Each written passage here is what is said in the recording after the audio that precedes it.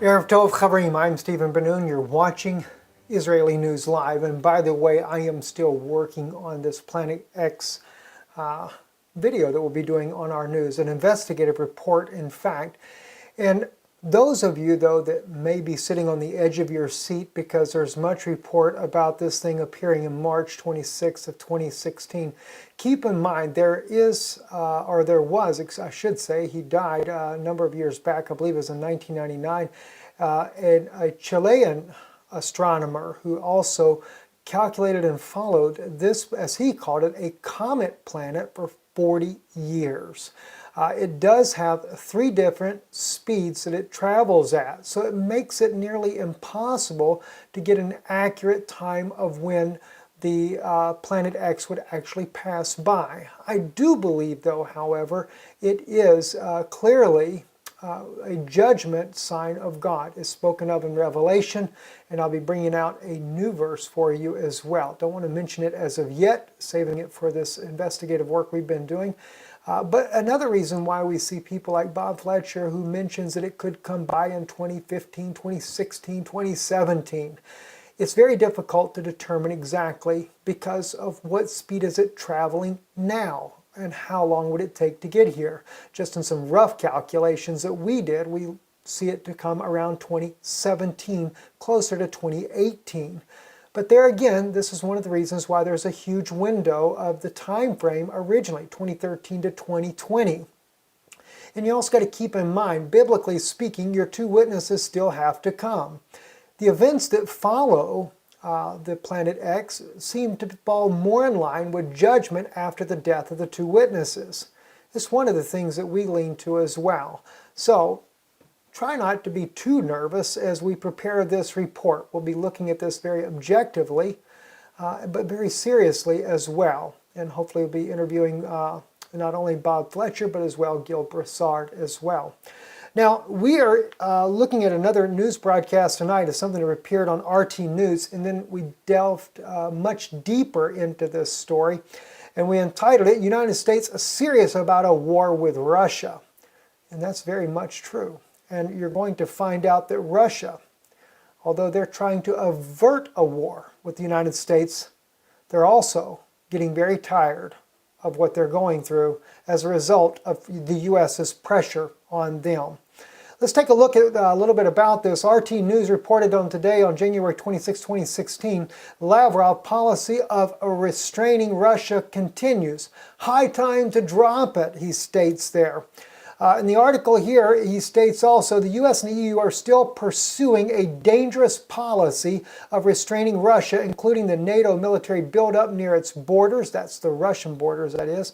Russian Foreign Ministry Sergei Lavrov has said, adding that Moscow is ready to cooperate on an equal and mutually beneficial basis.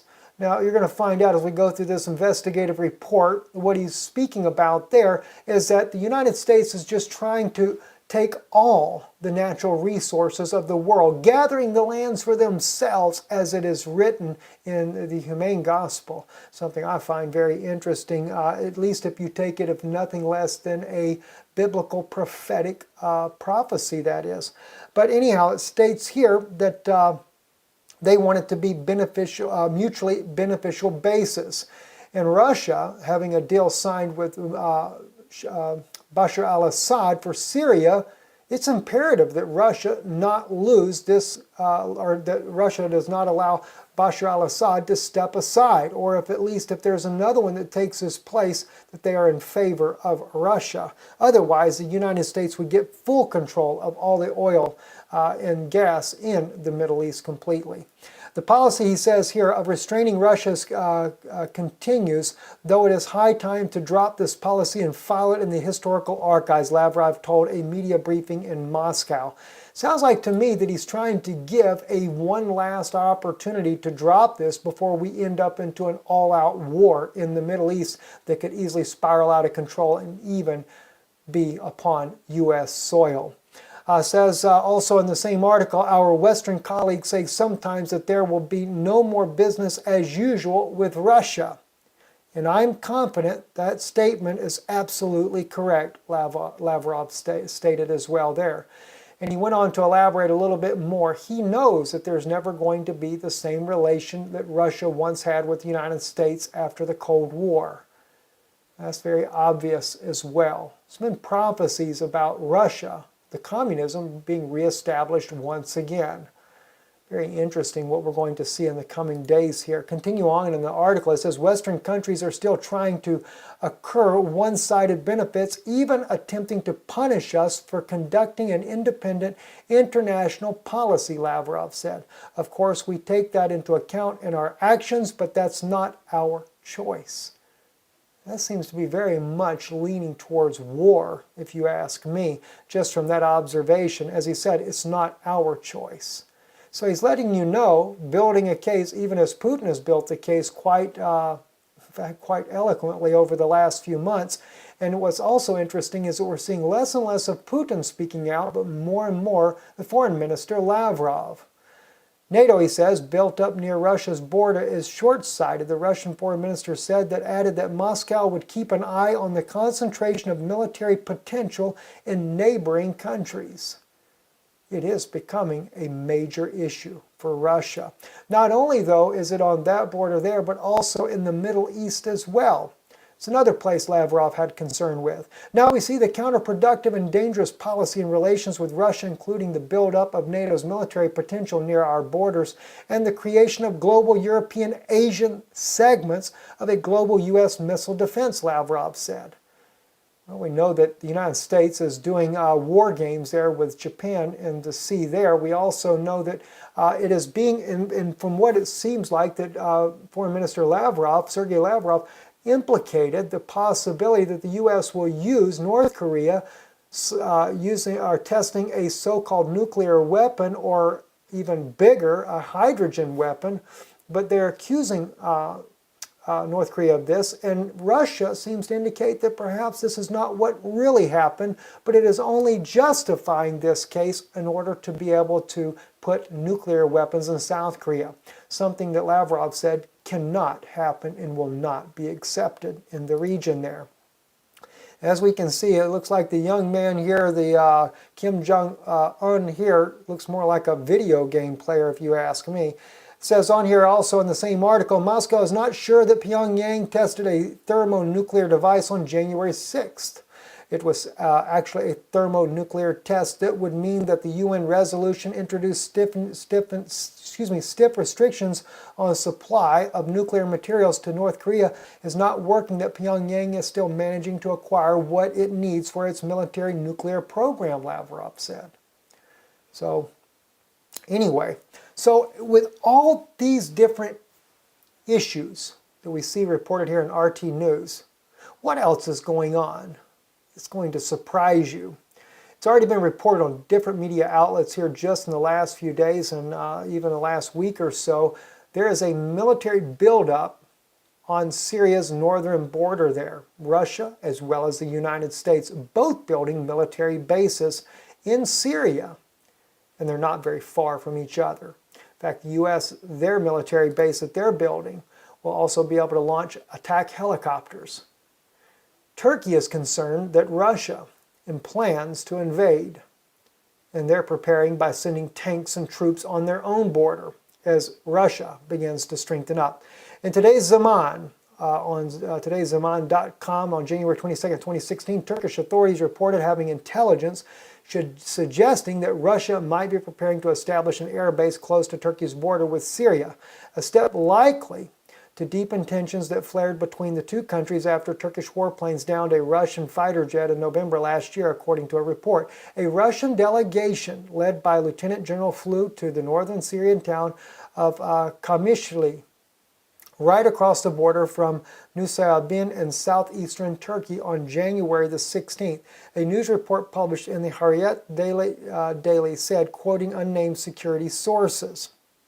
And by the way, looking at that on the map, it is extremely close there. As you see here, Turkey has tanks there, their type tanks there on the border. This is an older photo, by the way, but this was reported in today's Zaman, continued on the same article. Turkish sources suspected that delegations visit as a part of Russian plans to renovate the airport in town so that it can be turned into a base for warplanes and military cargo planes. This would also entail the installation of radars that would be able to closely monitor Turkish military activities in the area. After reports that Russia deployed troops to YPG-controlled Kashmir, the Turkish military reinforced the Syrian border with additional tanks and armored vehicles, has started to dig trenches on the border as a security measure. They've also been reported in other reports there that Turkey has been clearing the landmine fields in order to be able to invade into Syria. Now, this is something that they didn't report in this article here. Another reason why Russia is concerned, because Turkey is preparing an offensive against the Kurdish fighters against ISIS in Syria.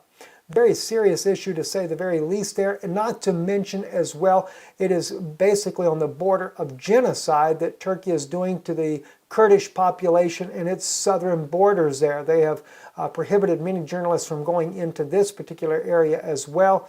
And as we have stated in another report, it is unbelievable why Turkey is actually doing all this to the Kurds, and yet the United States stands by and allies with Turkey when at one time the United States was allied to the Kurds. Why the sudden change? Well, I guess the Kurds have nothing to offer the United States this time around. So they're no longer a credible ally at this point. And by the way, it's the Turks stealing the oil, and maybe the U.S. is benefiting from this as well. Hard to say exactly what's going on. To give you a little idea from the map, though, this is on Southfront.org, December 19, 2015. USA builds air base in the Kurdish region in Syria. Don't know how well you guys can actually see this map here, but if you see the green section, the round circle with the arrow, this is where the U.S. base is being built. But just northwest there, not too far away, I would say probably, just if I were to guesstimate, no more than maybe about 70 kilometers is where Russia is building their air base. Anyway, the article states the U.S. wants to build an air base at the abandoned airport in Syrian Kurdish region, Haska. The site is to be massively expanded and modernized for this purpose. So far, a runway has been built with length of 2.5 kilometers, I-24 News reported. The U.S. wants to use the new base to be quickly able to intervene militarily and to provide their allies with supplies. Russia, on the other hand, has an air base in the region of Latakia. U.S. Secretary of Defense Ashton Carter announced last week wanting to establish an expedition group to carry out the special operations in Iraq and Syria. This was also, by the way, reported on the globalresearch.ca. It's going to be a lot of tensions, to say the least there, and this is one of the reasons why I say we're on the verge of seeing a war between Russia and Turkey, and then of course the United States will intervene on Turkey's behalf. Anyway, another article here on January the 23rd, this was on InfoWars by Kurt Nemo. It says conflict in Syria escalates as Russia and U.S. establish an air base along Turkish border. Just more news about this air base that Russia has built as well as the U.S. building. In the article here, he says Russia and Turkey are preparing for a military confrontation along Syria's border with Turkey. According to intelligence sources of the United States, Russia has dispatched engineers to the northeastern city of Kamishli on the border in late October, according to Syria Direct. The Kashmili International Airport was closed to civilian air traffic and turned over to the Syrian military. On Friday, the London-based Syrian Observatory for Human Rights quoted sources in Syria as saying 200 Russian personnel have fortified the airfield in Kamishli and readied it for military aircraft. Now, same article here on InfoWars continues on. Also on Friday, the Australian reported the U.S. has established a secret air base 30 miles outside of Kashmir. Well, I was a little off on my suggestion there, about 70 miles there, 30 miles, a heck of a lot closer there. Very easy within striking distance for the United States. Syria activists reported several dozen U.S. military personnel are busy setting up a base at the former agricultural airfield a few miles from the Iraqi-Kurdish borders. Do you think that perhaps the U.S. has gotten President Bashar al-Assad's approval for doing this base in his country? I highly doubt it. Anyway, the airfield has been reconstructed and now has an airstrip for the American helicopters and a command center. Abu Jad Haswaki, a Syrian activist based in the nearby town of Hashka, told the newspaper. So, another issue here I wanted to bring to your attention here. Syria signs offshore oil and gas exploration deal with Russia. We cannot forget the reason why Russia came to Syria in the first place. This is one of the reasons why you saw in the article with the Minister Lavrov, Sergei Lavrov, where he states that Russia's interests must be taken into consideration equally along with the United States' interest. Well, Russia signed a gas deal with the Syrian people. This was reported on December the 25th, 2013. And even though they have signed this deal, and once it was formalized, this was in another article we shared with you just recently, Russia within 1 month's time had a military base set up there to do what? To protect their particular oil company, because by the way, it is a state-run oil company that Russia has doing the exploration drilling off the coast of Syria. So it is a strategic interest for Russia. Not to mention, don't forget the Dead Sea. In fact, there was a prophecy as well that the Dead Sea, there would be a huge oil reserve that would be discovered that would last for 500 years. That much oil reserve. There's some very wealthy Israelis that did find oil near the Dead Sea. But according to one of the articles, which I didn't post on here, saving it actually for another broadcast, that the gentleman that is the Jewish man that is actually doing the oil drilling there, they discovered oil near the Dead Sea but chose not to bring it out because of the low oil prices. This was just discovered in the last year. Now, it gets a little bit more interesting though, and something else that happened just recently here, and that is the Saudi prince. One of the Saudi princes there offers Russia a deal to drop Syria. In the article here on the Telegraph on the 26th, again today, Saudis offer Russia a secret oil deal if it drops Syria. The article states Saudi Arabia has secretly offered Russia a sweeping deal to control the global oil market and safeguard Russia's gas contracts if the Kremlin backs away from the Assad regime in Syria. Prince Bandar, head of Saudi intelligence, allegedly confronted the Kremlin with a mix of inducements and threats in a bid to break the deadlock over Syria. Looks like the United States has got a hand in this, which the article does identify as well. We'll bring that out in a moment. He said, let us examine how to put together a unified Russia-Saudi strategy on the subject of oil. The aim is to agree on the price of oil and production quantities that keep the price stable in a global oil markets. He said that the 4-hour meeting with Mr. Putin, they met Mr. Putin's Dhaka outside Moscow 3 weeks ago. All right? Goes on in the article, we understand Russia's great interest in the oil and gas in the Mediterranean from Israel to Cyprus. And we understand the importance of the Russian gas pipeline to Europe. We are not interested in competing with that. We can operate in this area, he said, purporting to speak with the full backing of the U.S. Now, that's kind of interesting because the United States also knows that Russia has signed a deal back in January of 2014 with Mahmoud Abbas of the Palestinians. As it is, there's already a quote-unquote Palestinian state. And of course, Russia has those drilling rights with the Palestinians as well as off of the shore or off the coast of Gaza. Where's Israel going to end up in all of this? Looks like Israel's going to be kicked out. In fact, if there's that big of an oil supply found in the Dead Sea area, that's in the West Bank as well. Again, where does Israel fit into all of this to begin with? The whole world is warring over Israel. And the time is coming rapidly. All the nations will gather against Israel, maybe because of that 500-year supply prophecy of oil reserves right near the Dead Sea. It's not at the Dead Sea, but near it. Well, pretty much everything near the Dead Sea is in the West Bank. I wonder why Israel fights so hard to try to keep this region. They have a right to it to begin with, biblically. Remember, the Jordanians annexed the West Bank in 1950.